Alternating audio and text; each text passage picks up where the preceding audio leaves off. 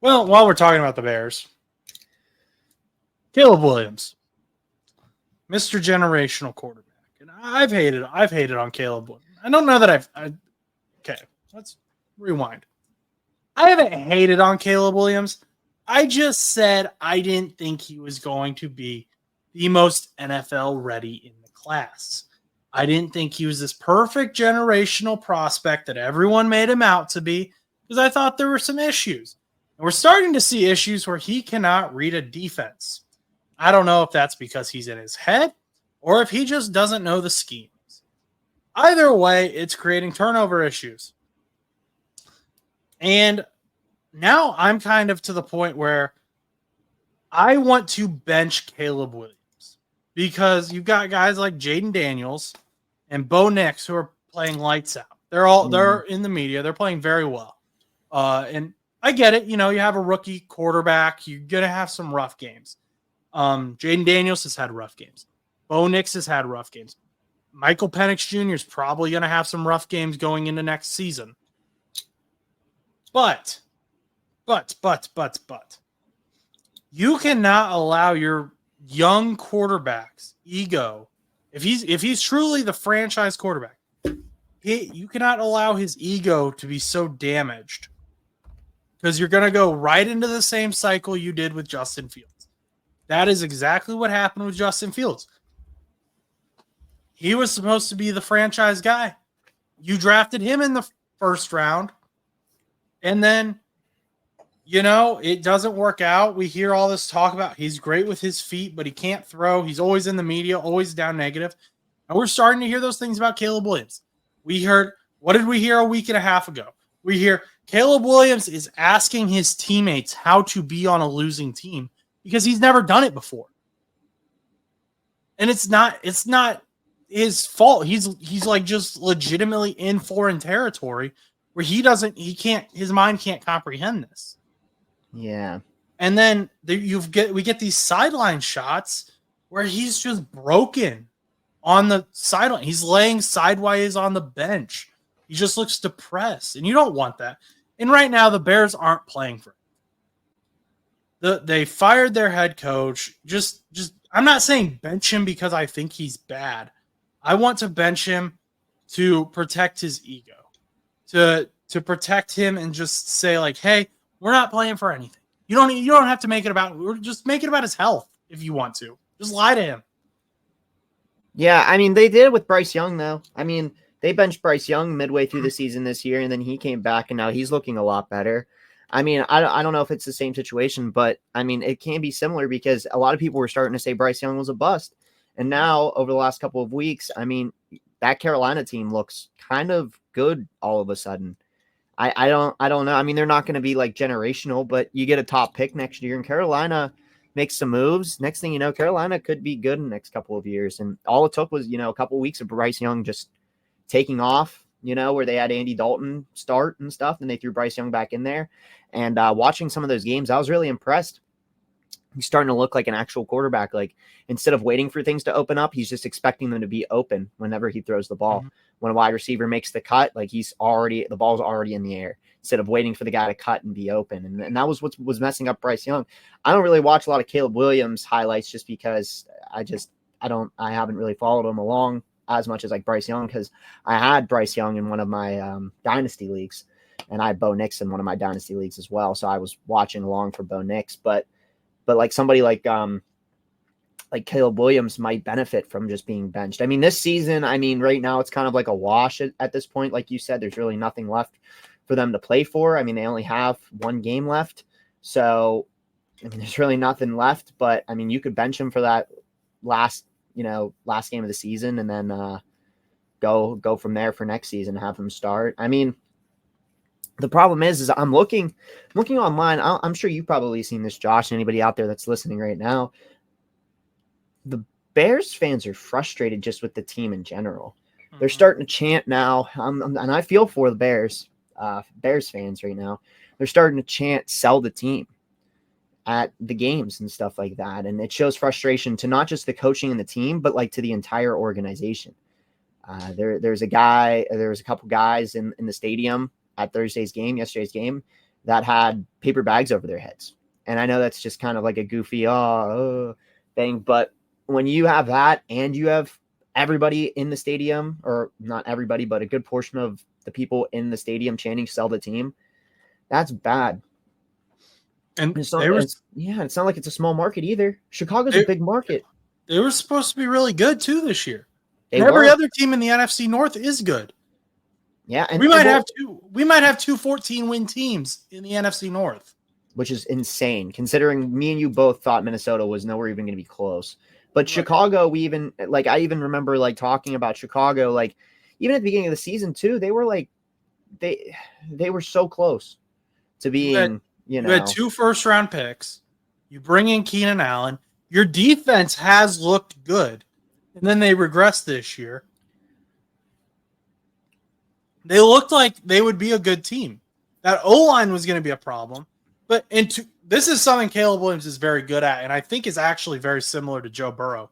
He's very good at being elusive and just improving, which is something I think Joe Burrow is very good at.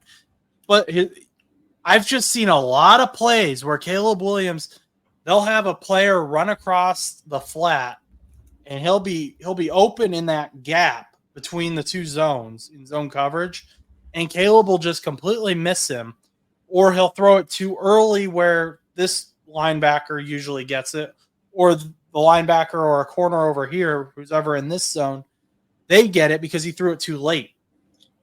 And he's not there yet mentally, which again is fine. He's a rookie quarterback. I get that. But take just right now, just you have the moment, take the time, let him settle in, watch film, understand the NFL game, understand the NFL defenses, and just take that burden off of his shoulders. Yeah. If you want him to be your franchise quarterback, because the way you've been doing things has not been working. Yeah. I mean, the problem is do you think that they would benefit from having another wide receiver? Because like Rome, I thought was going to be utilized even more, but there's games where like he's not getting targets at all, and he's like a top 10 pick. I don't think they need better play. I don't think they need better players, at least in the passing game, because I mean you've got DeAndre Swift in running game. He's a good receiving. Solid. Yeah. Keenan Allen, your wide receiver 3 is a first-round pick rookie. And then you've got Keenan Allen and DJ Moore ahead of him. Cole Kmet's your tight end. You have an offense that should be very good. Yeah, it's a solid team. And Caleb, and the O-line isn't great. But his actual receivers are good, in my opinion. But I also think he's being rushed by that lack of an O-line, but also just he isn't there. He isn't ready for the NFL game yet. And I'm rooting for him. I root for all these guys for the most part. And I just want to see him succeed, and I don't want to see them go through this thing again where they hold on to him for 3 years, break him down, then trade him, and then go get another first-round guy. This head coach, whoever they hire next, they got to nail this. Should have been Bill Belichick. I don't know if it needs to be. I would hire an offensive guy personally. Yeah. Because you're trying to develop a young guy, young quarterback. You're going to want an offensive guy. I would want him to have quarterback coach experience. Offensive mind, and just have good leadership skills. I don't know who that is. I don't have anyone in mind for the Chicago Bears. Maybe it's Ben Johnson. Maybe you do get Ben Johnson. Maybe you go all in on Ben Johnson. But also, Ben Johnson doesn't have head coaching experience, so there's a bit of a gamble there. I just think the Chicago Bears need to nail this head coach position, because if they don't, it will ruin Caleb Williams. Yeah. I mean, it already messed up. A lot of Justin Fields. I feel like Fields shows a lot of promise. I mean, I said that throughout the beginning of the season when he started for the Steelers when Russ was out. Obviously, he may not be a starter level talent, maybe, right now, but I think that he has the potential to be. And I think he always did. I think to an extent also, I feel like it's kind of unfortunate that over the last multiple years, we've seen quarterbacks, top-rated quarterbacks, go to the Bears and not pan out. I mean, obviously, Caleb Williams is still young, and I mean, this is only his first season, so he has time to develop. But Mitch didn't do well. Fields didn't do well. And now you're here with Caleb Williams, who is not doing well. And it's concerning because then at that point, how many of these quarterbacks actually were good, and they would have been good if they would have been somewhere else? And at that point, is it really, it comes down to the development of these quarterbacks and the team and how much you care about the team. And I can see why Bears fans get frustrated and are calling for a selling of the team because they're not trying to get the team better. I like what Kevin O'Connell said earlier this year, where he said organizations fail quarterbacks much more often than quarterbacks fail organizations. And we've seen multiple quarterbacks this season alone kind of have a resurgence under good coaching. Mm-hmm. Kevin O'Connell has turned Sam Darnold into an MVP contender, which is crazy. Sam Darnold, no one saw that coming. And now quarterbacks want to go to the Minnesota Vikings. Daniel Jones. And Daniel Jones is an example. And Kevin O'Connell has been nicknamed the quarterback whisperer.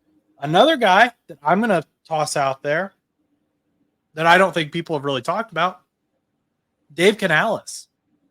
He was the offensive coordinator for the Tampa Bay Buccaneers when Baker was there last season. And you could argue that it was Sean McVay during that like 1 week that he was an LA Ram and he had that awesome game. But I'm gonna give the credit to Dave Canales personally. Just that resurgence in Baker Mayfield. He's playing much better now. And we're starting to see who we saw with the early Browns Baker Mayfield again. He's learning to love the game again. And now Dave Canales, after 1 year as an offensive coordinator, goes up to Carolina. And Bryce Young is starting to have a resurgence. And there are coaches who can turn around guys' careers. And there's also ones that can develop them from the start. I mean, we're looking at Bo Nix and Jaden Daniels. Jaden Daniels, a lot of people had high hopes for, but everyone just kind of like saw Bo Nix and kind of forgot about him. And then all of a sudden, Denver's in the playoff talks. I mean, they are. I mean, you can't forget about Bo Nix in that quarterback class. It was a great class, but I'm just saying, I mean, there's a lot of really good coaches out there that can develop quarterbacks. And it definitely for Chicago and for some other teams, it would be really nice to have those coaches. Yeah, the Bears need to find one of those guys, or else they're going to end up in this cycle again.